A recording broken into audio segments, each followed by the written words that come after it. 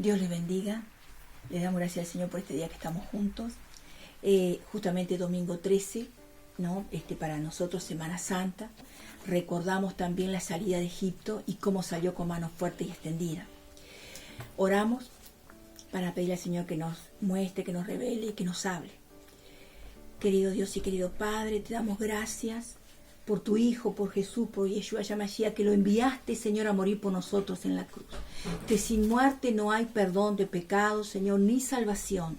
Pedimos ahora, Señor amado, que tú nos abras el entendimiento, que tú nos hables, porque tú eres espíritu y eres vida, Señor, que nos vivifiques. Haz lo que tienes determinado. Tu palabra es como fuego y como un martillo que quebranta la piedra. Significa que si hay una piedra en nuestro corazón, tú tienes poder para quebrarla. Para gloria y honra de tu nombre pedimos, Señor. Amén. Amén. Cuando Dios levanta a Moisés, ¿no? Para sacarla, la palabra Moisés significa de las aguas lo saqué. Y lo cuida la hija del faraón, ¿no? Lo tiene como un hijo de ella. Y era muy importante antiguamente, ¿no? Que los faraones y todo, cuando tenían los hijos, los hijos que tenían la primogenitura y todo, era muy importante porque de ellos dependieran los príncipes.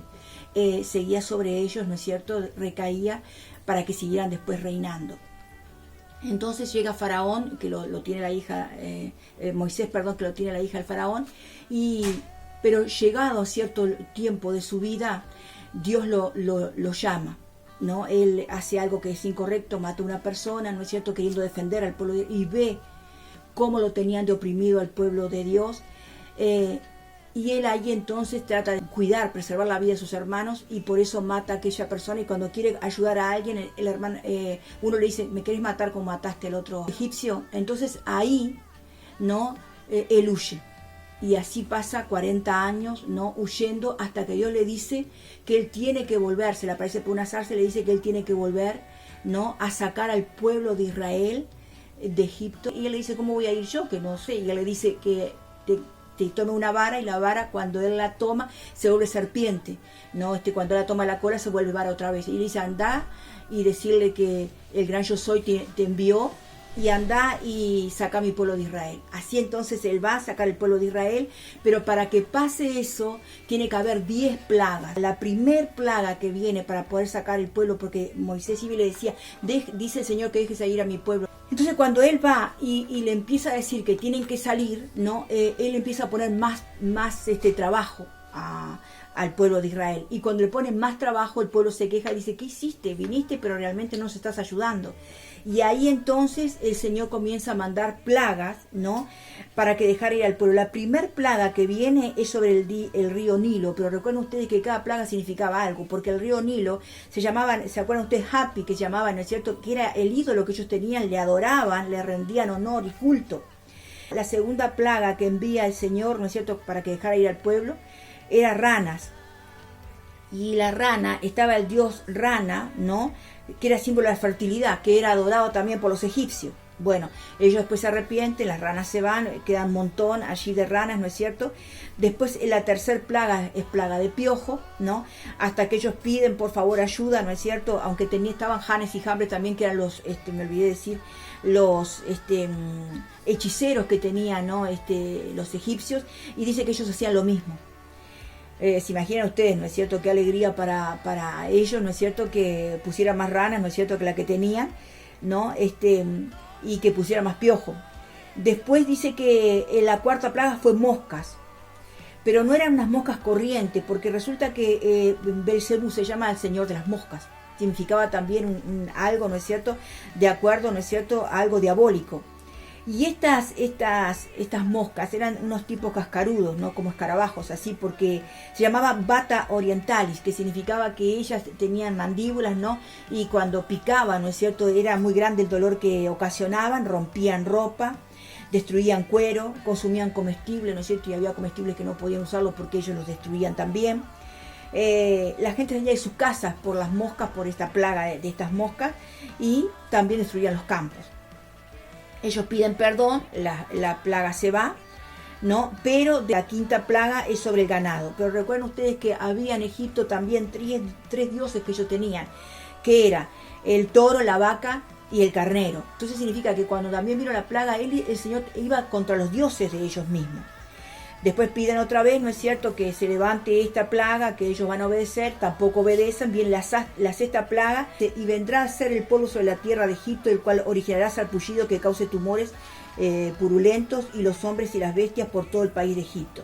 Era consecuencia entonces la sexta plaga de un horno donde se sacrificaban víctimas al dios Tifón, ¿no?, donde sacrificaban hombres, ¿no es cierto?, para evitar las plagas, y el Señor estaba enojado por eso. Séptima plaga, ¿no?, ahí sí era granizo mezclado con fuego que viene, ¿no?, y era dirigida al dios Isis y Osiris, dioses de la salud, de la fertilidad, arte, agricultura, agua, fuego, tierra y aire. ¿No les suena esto? No, el aire, fuego, tierra, aire. Esto se sigue hasta el día de hoy.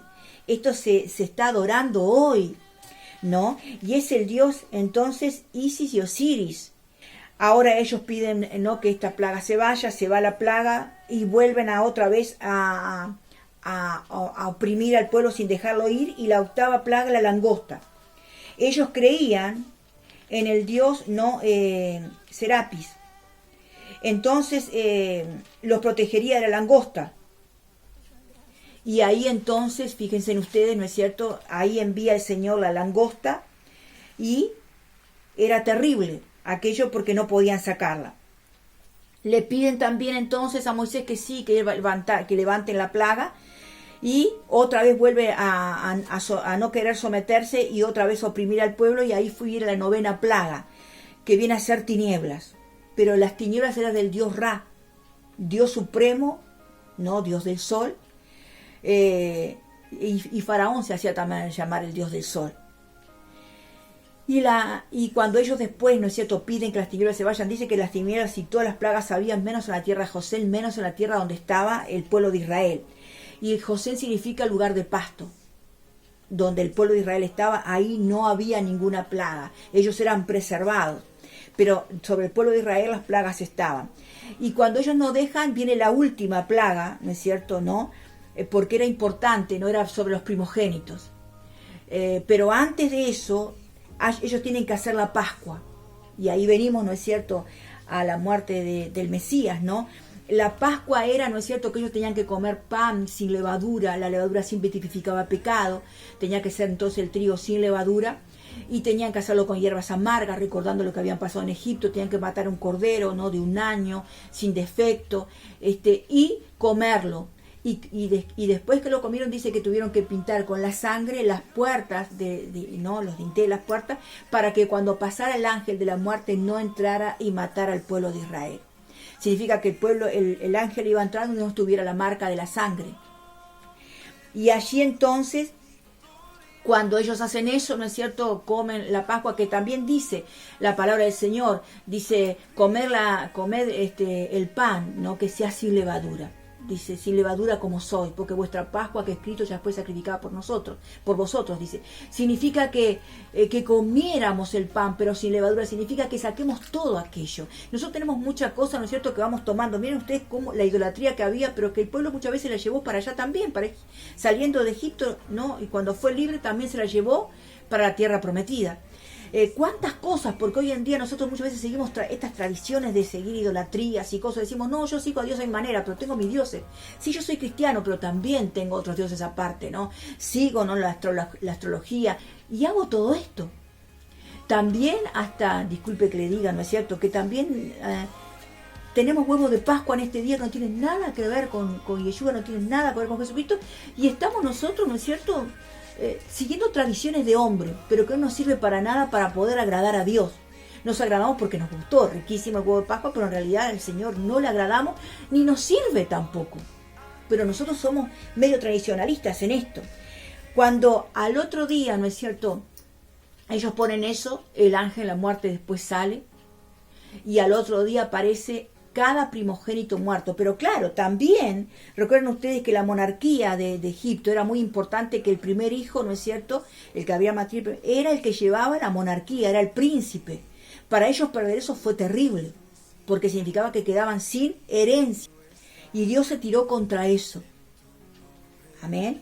Y entonces vemos entonces que más adelante ellos salen con mano fuerte y extendida, los persiguen, Pero recordemos la Pascua, amén, que dice sin levadura como soy, significa que quitemos, y no dice, dice el Señor quitar la vieja levadura, no dice Dios la va a quitar, dice la tenemos que quitar nosotros, nuestra responsabilidad es echar fuera la levadura. Quitar todo aquello, ¿no es cierto? Sabemos que la levadura es algo, ¿no es cierto?, que se hace con cerveza, que fermenta, ¿no? Y fermenta la masa. Nosotros que hacemos de pronto la masa nos sirve de una pequeña masita, nos queda una masa enorme, ¿no? También lo dice la palabra, ¿no? Que el reino del cielo es como una mujer, ¿no es cierto?, como 3 medidas, y ahí puso levadura y se le elevó la masa. Él nos dice, oh, amén, amén. El reino del cielo es como la levadura, ¿no es cierto?, como la masa con levadura, y uno dice, amén, pero siempre tiene una anomalía. La anomalía es que el pecado está creciendo dentro de la iglesia también, y muchas veces nosotros no le damos importancia. Entonces miremos acá cuando Yeshua muere, amén, él antes, amén, lo perseguían porque él, amén, no les gustaba, le tenían celo, le tenían envidia, pero ya estaba prescrito. Como cuando se apareció en el monte la transfiguración, Moisés, Elías, Pedro, Juan y Jacobo, allí el Señor le dijo que era el tiempo de la salida, recuerden. Significa, ya era el tiempo para él partir, ya lo tenía determinado Dios, que tenía que morir por el mundo para que nosotros fuéramos salvos. Ahora yo pregunto, ¿a quién adorás? Porque el Padre dijo, este es mi Hijo amado en quien tengo complacencia. No dijo que se complacía con alguien más. A veces tenemos ídolos que lo hemos puesto en un lugar muy importante, que no es Jesucristo, que no es Yeshua, no es Él. Pero nosotros lo hemos puesto en el lugar de Él, cuando el Señor dijo, este es mi Hijo amado y en Él me complazco. La madre dijo, este es mi hijo, hagan lo que él les dice, cuando transformó el agua en vino, ¿no? Aún María dijo, hagan lo que él diga.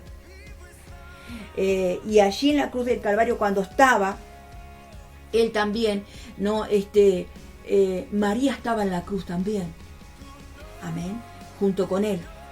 Pero miren ustedes que también le dice un discípulo, le dice, ¿no es cierto?, ella es tu madre, he aquí tu hijo. Significaba que él sabía que tenía que partir y dejó a la madre al cuidado de un discípulo. Entonces el Señor tiene que pasar la muerte, ¿no? Y era terrible porque él era el cordero sin mancha, no tenía mancha, ¿no? Así como el pueblo de Israel tuvo que conseguir un cordero que no tuviera mancha, que no tuviera tacha, así también Jesucristo cumplió en ser el cordero que no tenía mancha, que no tenía tacha, y tenía que morir por nosotros. Cuando van, ¿no es cierto?, delante de Herodes, ¿no es cierto?, cuando va delante de los principales sacerdotes, allí lo ponen, ¿no es cierto?, para que vaya con Poncio Pilato. La mujer de Poncio Pilato, ¿no es cierto?, dice, yo no quiero que tengas nada que ver con este justo porque he padecido en sueños por causa de él. Pero miren ustedes que después dice, esta mujer fue un gran discípulo del Señor, amén. Aunque el Señor se fue, quedó la iglesia y ella fue una gran discípulo del Señor, siguiéndolo hasta la muerte. Qué tremendo, ¿no? Y allí entonces lo golpean, le ponen una corona de espinas, se burlan, le sacan la ropa, que era muy indigno, ¿no es cierto?, que lo desnudaran de su ropa, le dan 40 azotes menos 1, 39, y era muy común que cuando las personas fueran azotadas, muchos en el azote que tenían, ¿no es cierto?, cuando terminaba el cuero terminaba, ¿no es cierto?, con vidrios y pedazos de metal, que cuando tiraban y traían, ¿no es cierto?, el rebenque, aquello rasgaba la piel. Muchos no llegaban a cumplir el tiempo, ¿no es cierto?, morían ahí. Jesucristo aún lo pasó. Cuando él dice que iban sacándolo, la gente hacía bulto para poder mirar al Mesías, y mientras hacía bulto para poder mirarlo, ¿no es cierto?, se ponían en el camino. Dice que llevaba él, ¿no?, el palo transversal, ¿no es cierto?, que pesaba 45 kilos, 350, fíjense de lo que pesaba, ¿no?, ese palo transversal, que muchos dicen que no era una cruz, que era un madero, que era una estaca. Y bueno, ¿por qué llevaba el palo transversal? Entonces, ¿no es cierto?, que Jesucristo, Yeshua cayó, y de pronto dice que le trajeron a un hombre que venía, ¿no es cierto?, del campo, amén, y le hicieron que él llevara la cruz. Estaba, amén, la gente mirándolo, las mujeres, cuando él tenía sed le daban vinagre mezclado con hiel, y allí le encarnecían, sálvate tú, y sálvanos a nosotros, le decían los que estaban al lado de la cruz. En un momento dado el Señor se dio vuelta y le dijo a uno, amén, porque se enojaron ante ellos, y le dijo, estamos padeciendo lo que hemos hecho, mas él, ¿qué mal hizo? Y se dio vuelta a Yeshua y le dijo, acuérdate de mí cuando vengas a tu reino.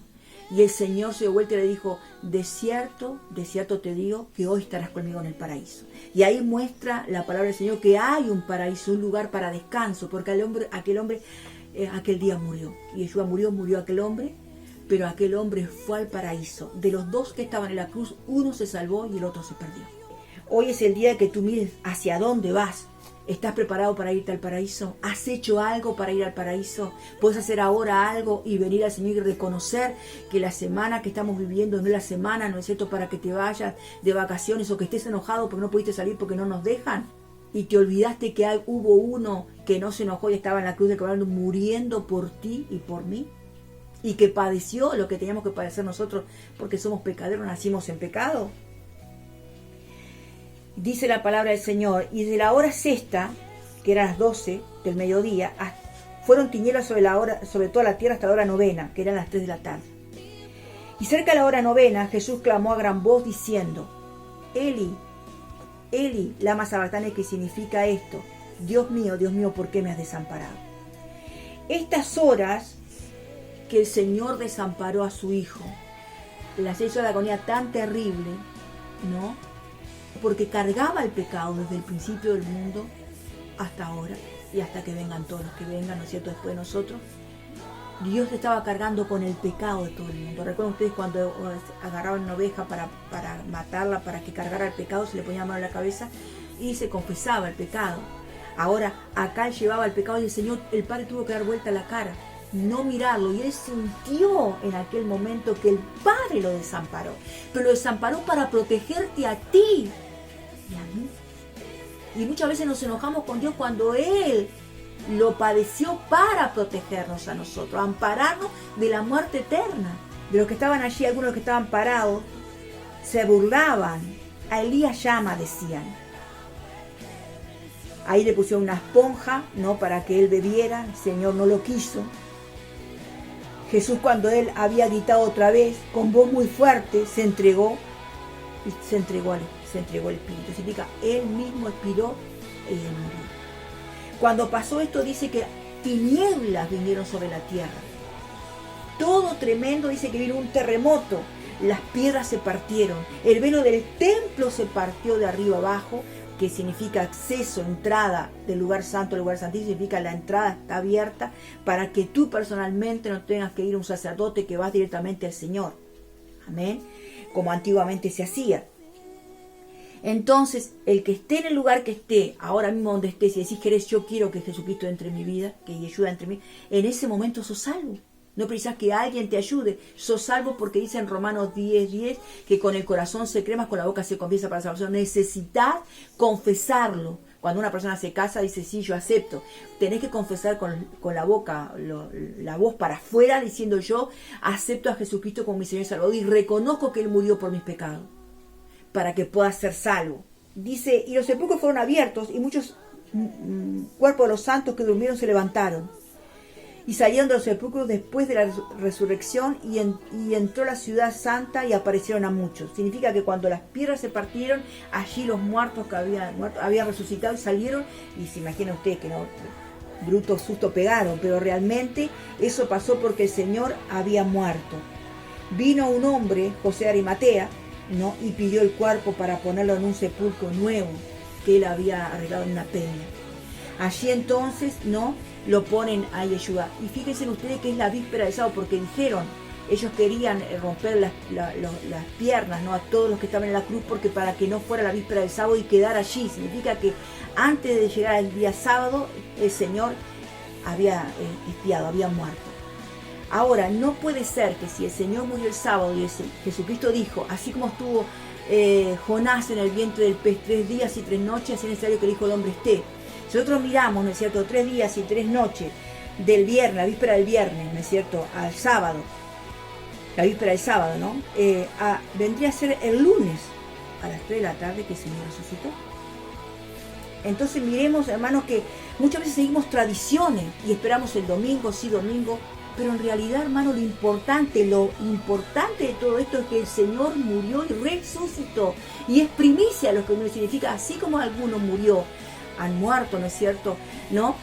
Sabemos que en el momento que nacemos, ¿no es cierto?, alguien dijo que solamente nos esperamos morir, ¿no es cierto? ¿No? Porque realmente y empezamos a morir, desde que comenzamos a vivir, empezamos a morir, porque hay un proceso en nosotros de muerte.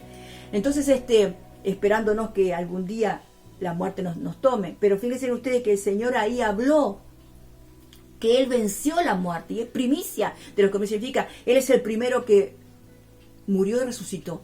Y nos dice a nosotros que como Él resucitó, vamos a resucitarnos también nosotros. Y esa es la esperanza que nosotros tenemos. Que el Señor murió, que el Señor resucitó y que Él viene a buscarnos. Y la pregunta que te hago, ¿estás preparado para irte con el Señor? ¿Qué pensás? ¿Tenés al Señor en tu corazón? En esta semana, de pronto, que es la semana de Pascua, pero que no es la semana de muerte y resurrección. Que no te ha tocado para nada lo que el Señor ha hecho. Pero que de pronto no podés con tu vida y decir, ¿quién me librará de este cuerpo de muerte? ¿Quién me sacará de todo este pecado? ¿Cómo hago para desprenderme de este pecado? El Señor le dijo, ¿no es cierto?, limpiaos de la vieja levadura. Tanto como cristianos tenemos que es un tiempo de limpiarnos de toda contaminación, porque dice la palabra del Señor que a veces en el andar nosotros nos vamos ensuciando del pecado y se nos va prendiendo a nuestra vida y tenemos que despojarnos de todo pecado que nos asedia y correr con paciencia la carrera que tenemos por delante. Entonces, así como estamos, vamos a orar, amén, y decirle, Señor, tú eres mi Pascua. No es el huevo de Pascua, tú eres mi Pascua. Tú eres mi Señor. Y yo quiero que hoy tú vengas a mi vida y quiero ser salvo. Señor, me presento delante de ti. Ora conmigo. Me presento delante de ti y te pido que tú me mires. Señor amado, yo renuncio a todo pecado. Reconozco que soy pecador. Reconozco que soy pecadora. Y hoy me quiero librar de ese pecado. Te pido que tú me perdones. Porque tú moriste para perdonarme, para salvarme. Señor, ahora perdona todo pecado y anota mi nombre en el libro de la vida. Quiero, Señor, que cuando tú vengas, yo, Señor amado, esté preparado para aquel día y tú cuando digas mi nombre, yo pueda decirte, aquí estoy, te estoy esperando. Perdóname, Señor. Y poné mi nombre en el libro de la vida. Yo quiero ser salvo. Y Señor amado, si yo tengo levadura, es mi día para quitarla. Me despojo de todo aquello, Señor, que he permitido en mi vida. Renuncio a todo aquello que he aceptado que tomara control en mi vida. Te pido perdón por el pecado, Señor amado, que me está destruyendo. Te pido perdón y te pido, Señor, que tú me limpies con tu sangre preciosa. Gracias, Señor. Ahora, si estás enfermo, te pido que pongas tu mano donde te duele. Y si te duele todo, pon la mano en el corazón. Tú vas a estar así. Ahora, en el nombre de Yeshua, en el nombre del Señor, tú dijiste, Señor amado, que oráramos por los enfermos y serían sanados. Luego contra todo espíritu de cáncer. Ahora lo maldigo como la higuera y que se seque. En el nombre de Yeshua, que se seque. Te pido que todo espíritu de enfermedad en columna, fuera, que por tus llagas, Señor, sean sanados. Porque tú dijiste que llevaste, Señor, en tu cuerpo, Señor, allí en la cruz dice que por tus llagas fuimos nosotros curados. Pido ahora que toda jaqueca, toda enfermedad sea quitada del cuerpo. En el nombre de Yeshua proclamo sanidad por tus llagas. Gracias, Señor. Te doy gracias, te doy gracias. Amén. Dios te bendiga ricamente. Nos vemos entonces la semana que viene. Esperemos que pare la cuarentena y si no, seguimos así. Dios te bendiga ricamente. Y recordá que la Pascua tuya es Yeshua HaMashiach. Dios te bendiga.